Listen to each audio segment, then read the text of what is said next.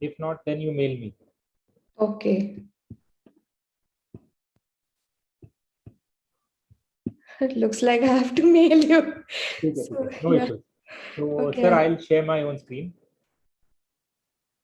Is it visible? Yeah, we can see your screen. Go ahead.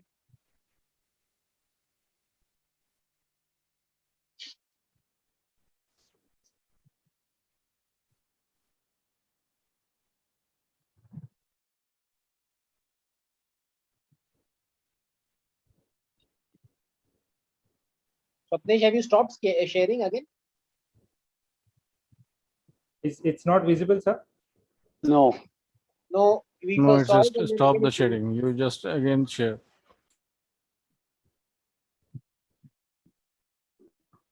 Yes, it's Yeah, we see it now. visible. Go ahead. So the topic of presentation is which anti-VEGF to inject should be the last question in your mind as a general ophthalmologist. So that's the catch in the title. So when we have a case and we have a decision making in anti-VEGF selection, these are the points we think about. The pathology that we are seeing, what is a presumed dominant disease process, whether it is VEGF driven or whether it is steroid driven, or we don't know, or it is combination of both. Affordability of the patient is very important. Phakic status, glaucoma, presence or absence, whether it is a treatment naive patient or a recurrent disease process that we are seeing. Associated recent systemic history, especially CVA or a MI, and very important because we want the patient to take up the treatment with us. So the medical claim status is very important if we want to advise a particular anti-VEGF. And we are spoiled for choice. And now we have additions like we have Cipla also coming in with a ranibizumab. We have Zaltrap as a multi-dose vial.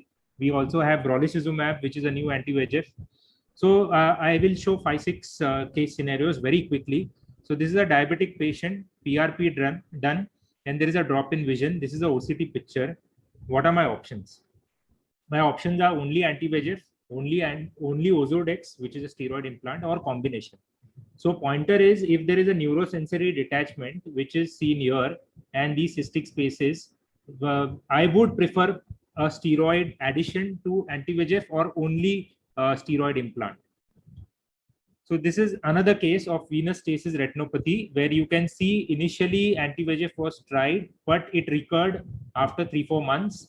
And at this point of time, I gave a Ozurdex implant and also did the PRP 3 settings, which then maintained the patient's fovea for a longer time.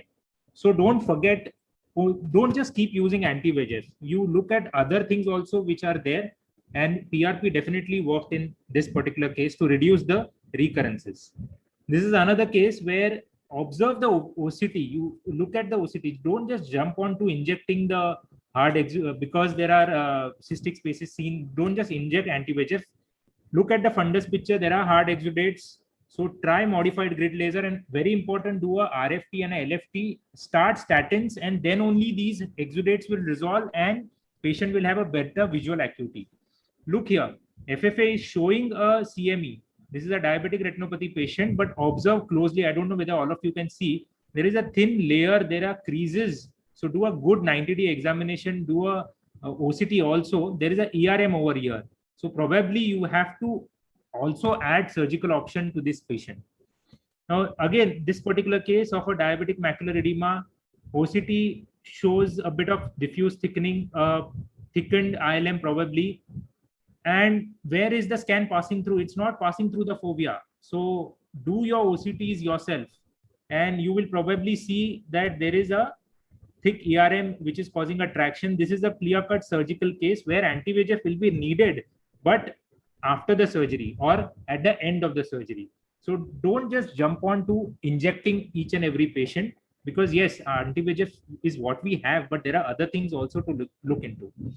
Now, if you can, all of you can diagnose CME over here, but look at the vitreous phase also. Try to do a good imaging, and you can see a traction over here. This is a vitreomacular traction case where anti-VEGFs are not going to work. So this is a only surgical case.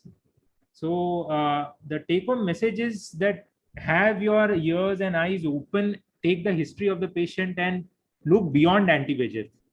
This is a case where there is CRVO.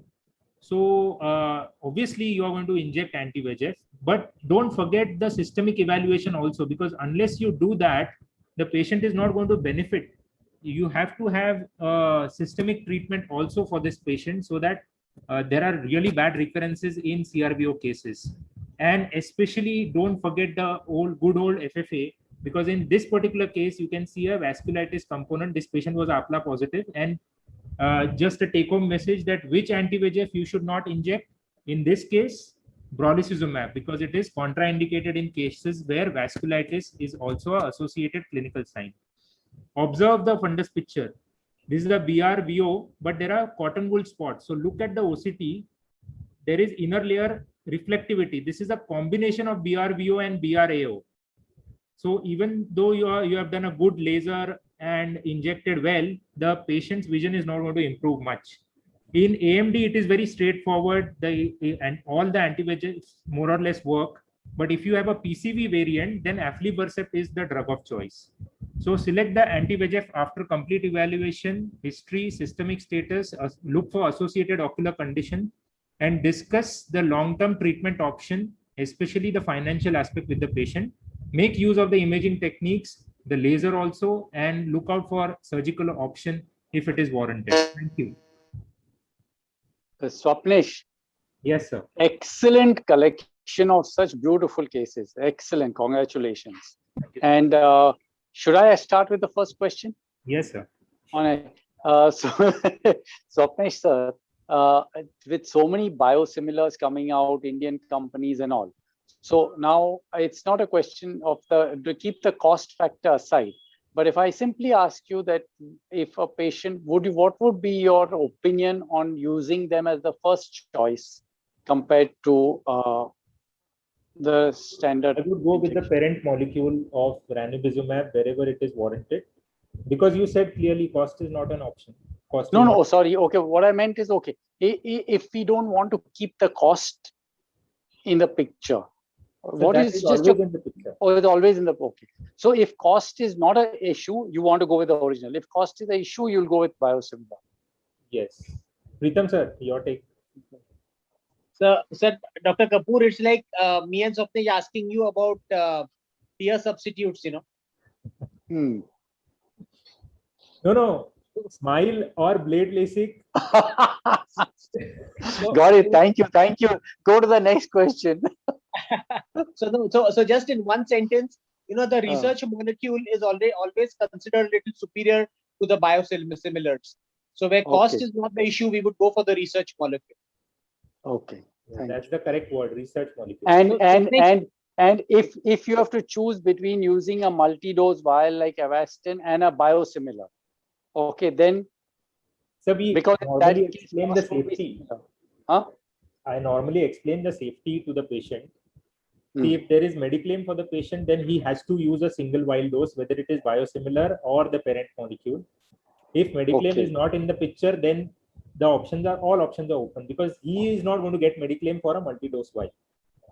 And he has to give a consent for multi-dose vial. I always tell the patient that you complete the treatment, because you are going to need 3-4 injections. I don't want you to stop the treatment midway. So we always present a bouquet of options, and then they can choose. Except PCV is a very typical disease where we suggest, we don't force, that aflibercept or zivaflibercept is a drug of choice. Thank you, Swapnish. Swapnish, that was a nice presentation. I think the drive home, the take home there was, you know, that you have to have a holistic approach to medical retina cases. You have to tailor make each case and not just inject anti-VEGF. You know, many a times I get patients referred to me just based on OCT, you know, and the referral surgeon has only seen the central scan, you know, which has gone through the fovea, and they've not seen, you know, the other scans.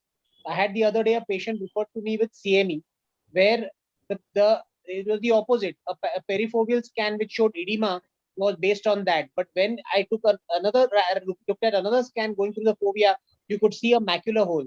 So actually the CME was on the edges of the macular hole. So I think these are the kind of cases which, you know, you very nicely had a collection of good cases to show. Thank you.